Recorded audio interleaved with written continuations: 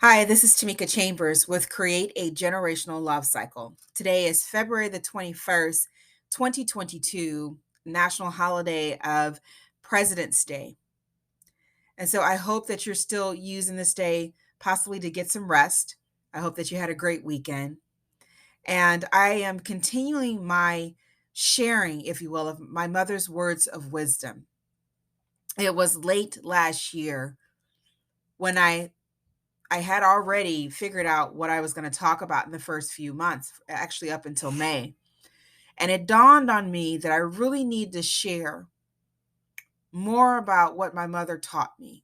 Taught her three children, a single mother who experienced domestic violence, a single mother who wanted her children to have a better life than she had. And so when I talk about create a generational love cycle, it's all about our thoughts because there is a generational cycle of pain that continues to ravage homes, dismantling the family concept, hardening the hearts of many, circling throughout our countries, our cities, neighborhoods, our nations. And the way we break any bad habit, any negative habit, any harmful habit, is that we create a healthier way of living, a healthier way of being. And that foundation, the seeds that we sow, are based in love instead of hate, instead of intimidation, instead of fear, instead of greed, in which you often see in the generational cycle of pain. And the cycle of love always begins with one person. And realizing that this isn't the way that life is supposed to be. That although I have experienced some projection of that pain, I refuse to let it continue within me. And the life is not a perfect journey. It has its ups and downs, its dark valleys, its steep mountains. But we continue to strive for what we know in our hearts is possible because faith is about going forward in the things that we cannot see. And although we may see, including myself, when before I had children, before I got married, I saw violence in the world. And I questioned, I doubted bringing children in a world that was full of violence. And then somehow that changed because you know why it changed? I realized what my mother had did with for us, that she gave us values and principles. I realized these treasures that I had in my heart, that I, instead of being fearful, I started feeling empowered, that I could raise children in the world that could shine their light and make a difference in this world to help intercept this cycle of pain, this violence that we see: homicide, suicide, domestic violence, child abuse, elder abuse. That there is hope. And so, some of the principles, life lessons that I have shared this year thus far is the first one was the foundation of what I saw was my mother's life principles. The foundation in give from the heart and expect nothing in return. I've shared how she often told us you don't have to do anything to anybody that has done stuff to you because there is a just God. There's a faithful God. And often she shared that with us. My mother is the one that's told me that God is not in a building. When I asked why did we stop going to church, she said God is in our hearts. And she encouraged us to seek our own relationship with this God, with people that may say higher power or infinite intelligence. For me, God is as stuck to me. It's resonated with me because it's not about what you call this power that keeps everything in its place, the mountains, the water, the sun, the moon, the earth. It's not about that. It's about believing what you think this power can do for you, believing in good versus evil. And so my mother's words of wisdom became a foundation for me, like bricks, as I built my foundation over the years after experiencing a potential traumatic childhood experience. I use these bricks, gift from the heart, to have more compassion for those that led me in the wrong way, to forgive those. She said, you don't have to do anything to anybody because there is a faithful God. There is a just universe. And there are many more that she shared. And today, what I'm going to share with you, one of the other principles that she shared with us that was pivotal to how I conducted myself around peer pressure. As growing up, if you think about, you one of the things that children want to do is that we want to feel like we belong, right? We want to belong. We want people to like us, to value us. But we want people to value us for who we are and not for what we appear to be or what they're able to get us to do for them, because that's when it changes. That's when you can start to take on that inner dislike or inner hatred because you are reducing yourself, your morals, to feel like you belong, to want somebody to love you, to like you. In actuality, we want people to accept us for who we are and what resonates with us. And if we decide that we don't want to do something, it should be okay, right? Because we're all different. And if God, if the universe, if God, nature wanted one single person, then that's all it would be. But we have multitudes of people, different cultures, races, colors, shades of color, because we are a reflection of what nature is. Nature is not just one color. It is a multitude of colors, a multitude of forms, that we are a masterpiece created by nature. And so, getting to this life principle for today, my mom would tell us just because someone else experienced something or did something didn't mean that you had to do it. And she would use that. I don't know if your parents told you, if Ricky jumped off the bridge, would you do it too? And so often, again, you have people that encourage you, lead you, intimidate you, call you names, talk about you, and say you're not going to do it because you're a scaredy cat. Try to make you feel like what you're doing is wrong, when actuality, what you're doing is trying to preserve who you are on the inside and what you believe. I saw the power of labels when I was a child. I saw when someone called someone crazy that they took up that mental attitude. When they said they were a scaredy cat, that made them want to fight and do what the other person wanted to do because they didn't want to feel like a scaredy cat. They didn't want to feel left out. So even in their fear, they fought and did things that they didn't want to do.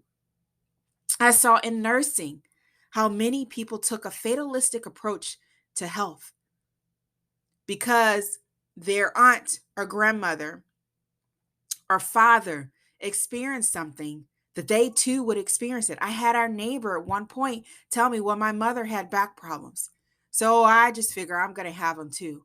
And my mother had diabetes, so I just figured I'm going to have it too. And even then, when we get into diabetes, our health conditions, because they suffered, others have suffered complications with those health conditions. Oh, they lost their eyesight, so I'm going to lose mine. It's just a matter of time. I'm going to eat whatever I want to eat. I'm going to enjoy my life and just fill up with all the food that I want. I don't have to do anything else because eventually the eyesight is going to go away and I won't be able to see my food. So I'm just going to keep eating right now. And I know that sounds really to the extreme, but I've seen it. I've seen it even in my own life where I used to say, if I'm around a person who has a cold, I'm going to get sick, you know? And so for years, I would get sick, right? If I knew they had a cold, right? Because sometimes you don't even know people have it. And if your mind is not thinking about it, you're not going to take in that information and internalize it within yourself. And it was one year, a few months after we moved to Oregon, my son, the school called me and wanted me to come pick up my son. And they said that, he said he was feeling sick, ill. Come to find out at a doctor's appointment, he had the flu.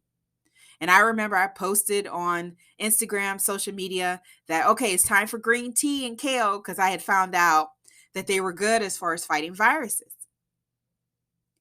But no one in our home, as sick as my son got, and he even told us, Mom, you guys need to pray for me. And I sat in his room that day and I prayed for him.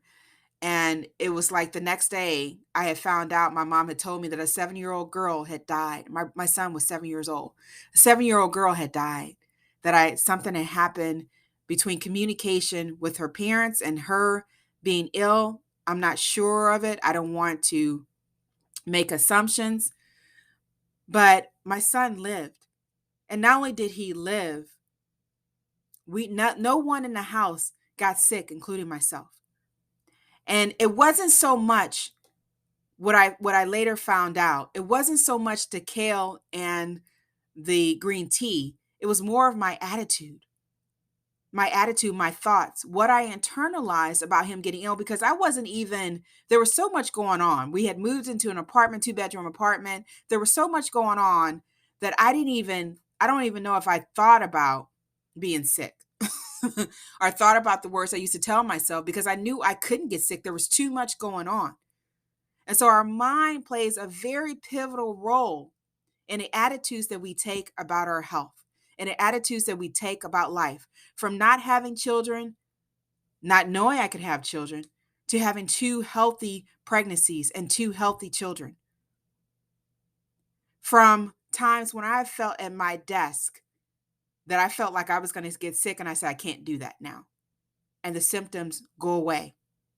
And I'm not making this up. I'm sure you've heard of stories where people have that one minute they thought they were sick, the next minute they were healed. All I'm saying is that I know there is a link, and you've heard it before, the link between thoughts and what we experience, the reality, the actions.